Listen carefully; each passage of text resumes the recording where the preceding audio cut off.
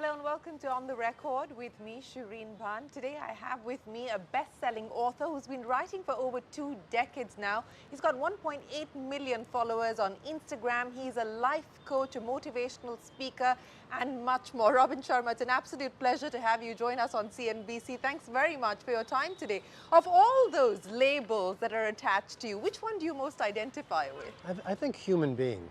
You know, I'm a human being who wants to help people live their gifts and their talents, and I write these books on helping people navigate this volatility in the world right now, become better leaders, and live more fulfilling lives. I think also father's important to me. I have 2 children, and being a great father to them and a great partner to my life mate is super important to me. You know, you talked about navigating the world, and we're going through a period of extreme volatility and turbulence. We thought that the pandemic was past us and, you know, there would be a little bit of a break, but we're now dealing with geopolitical tensions and real wars at this point in time. You know, I remember the legendary Jane Goodall said that what we can learn from chimpanzees is reconciliation, or the art of reconciliation, and they're very good at that, of managing conflict. What do we do with human beings? Well, it makes me think of Mahatma Gandhi, and he said it so well. He said, "Be the change you want to see in the world." And another Indian philosopher said, "Make your life your message." And Mother Teresa said, if we could only sweep our own doorstep, the whole world would be clean. And what I'm saying is, Shereen, leadership is very much about what I call APR versus CBE.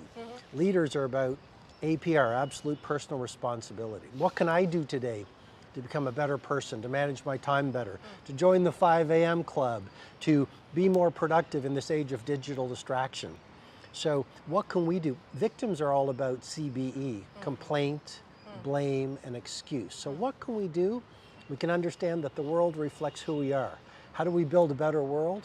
We build better selves by developing our mindsets, our heart sets, our health sets, and our soul sets. And as we become better leaders and stronger human beings, everyone we influence rises with us. You know, speaking of influence, and I know that this is something that you talk about very often, is to stay away from energy vampires. And in the context of what we are seeing today, you know, how do you identify an energy vampire to start with? Because very often, you know, you reach a point where it's too late before you've actually been able to realize that somebody is actually sucking the energy and the life out of you, even though you think that they're being well-meaning and well-intentioned. How do you identify an energy vampire? Well, the first thing I'd say is you can change the world, or you can be around toxic people. You can't do both.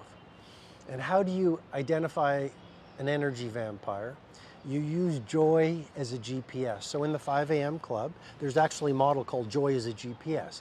So follow your joy. Use it as a directional navigation tool like a GPS.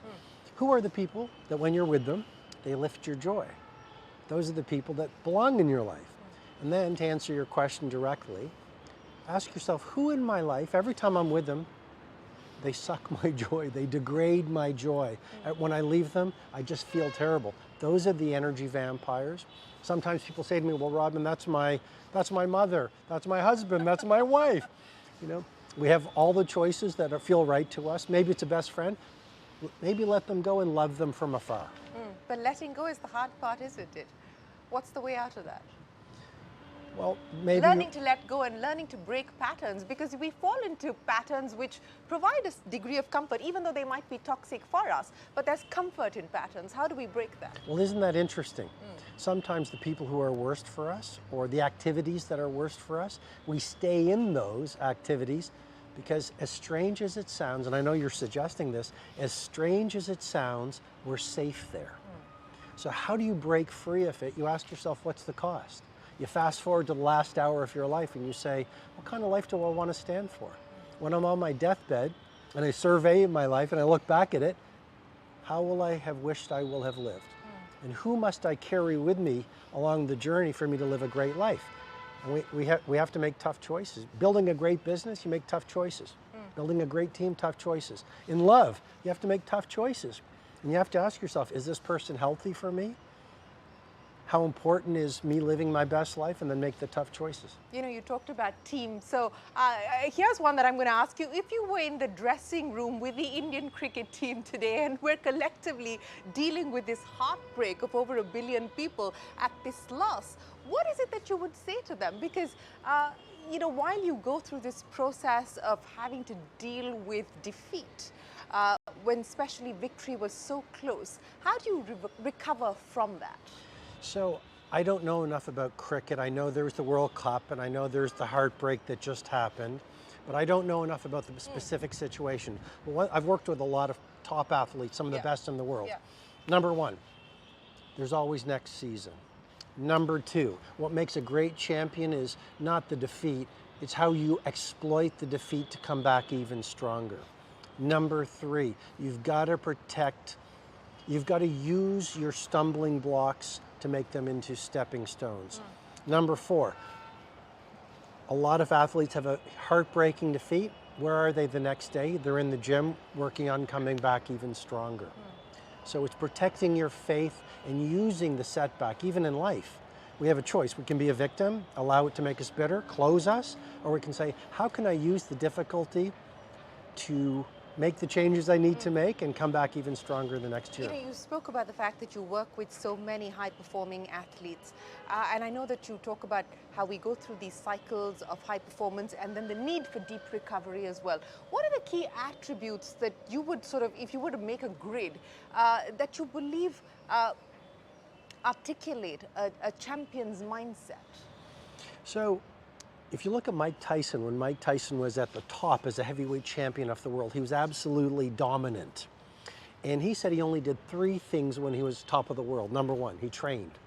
So the genius is less about your genetics and more about your practice. Number 2, he ate. And number 3, he slept. So the great athletes, the great entrepreneurs, they're professional resters. And what I mean by that, in the Everyday Hero Manifesto, my latest book, there's a term, one of the methodologies is the 5 great hours rule. And what I'm suggesting with that method is simply, it's not about how long you work, it's about when you work, how intensely you work. So what I would say, when you work, don't play with your phone, don't chit chat, be like a person working with a monomaniacal focus. And then get really good at resting, get really good at napping, we get our best ideas not in operations, but on vacations. So understand that the twin cycles of elite performance without deep recovery is an empty victory. How do you sustain masterful performance? You take a lot of time off to recover so you're fresh, strong, creative, productive.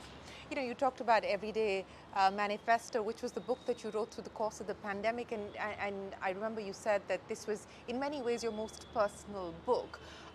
Is that because it was solitude and you were writing this in solitude with very little connection to the outside world? And how different has this experience been? And what do you take from it now as you get ready to put out your next book? So first of all, I have to sincerely compliment you on the level of your preparation. So that's a key to mastery, is preparation, being granular. You know, in this world where so many people show up and they're not prepared, being over-prepared is a key skill for leadership. So in the Everyday Hero Manifesto, you're right, I wrote it over 2 years in the pandemic. And why was it so personal? I think the more I mature, the more you realize Marshall McLuhan, the media strategist, said, what is most personal is most universal. And so I'm realizing more and more, the more I can share not only my triumphs, but even more importantly, my scars, the more I'm going to relate to my readers.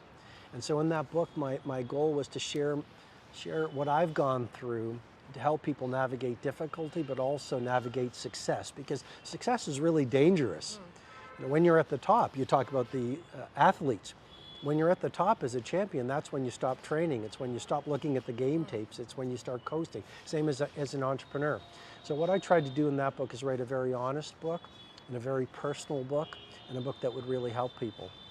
Well, speaking about books, the next one, which is going to be out next year, 2024, early 2024, 8 hidden habits to lead your richest life. Why 8? Why not 5 or 10? It just felt right. So the book is called The Wealth Money Can't Buy. The Wealth Money Can't Buy. And I think it's almost an ideal book for this world that we're in. You're right, we've gone through the pandemic. So many of us are rethinking work, we're rethinking family, rethinking our values, rethinking what success means. And Shereen, society has sold us this bill of goods that if you're a billionaire, or if you have a lot of money, if you have big houses, you have lots of Ferraris, then you're rich, you're wealthy. And I believe, and this is why it's 8, the 8 hidden habits. It's because I believe there's 8 forms of wealth, and money is only one form of wealth. Is money important? Of course it is. Money allows us freedom, take care of our family, do things for people in need, but there's 7 other forms of wealth, including family, health, seeing your work as your craft, a life of adventure, 8 forms of wealth to live a truly rich life. You know, speaking about these 8 habits that you speak of, and I know that each one is equally important, but when we talk about revisiting the way that the world looks at success or reevaluating the metric of success, in your experience now, 20 years of doing the book, podcasts and videos and so on and so forth, how do you look at success? What does success mean to you today? What would be a successful outcome for this book, for instance? So I would answer that in one line, shifting from FFA to JPF. Okay. And here's what I mean by that. Shifting from seeking fame, fortune, and applause, and seeing success as JPF, joy, peace, and freedom. In other words, what's the point of having lots of social media likes, lots of nice things, lots of applause in the world if you don't like yourself, if you wake up empty, if you're not really very happy? So I define success not by what you get in the world. I've defined success by what's going on inside. Ultimately, success is freedom inside.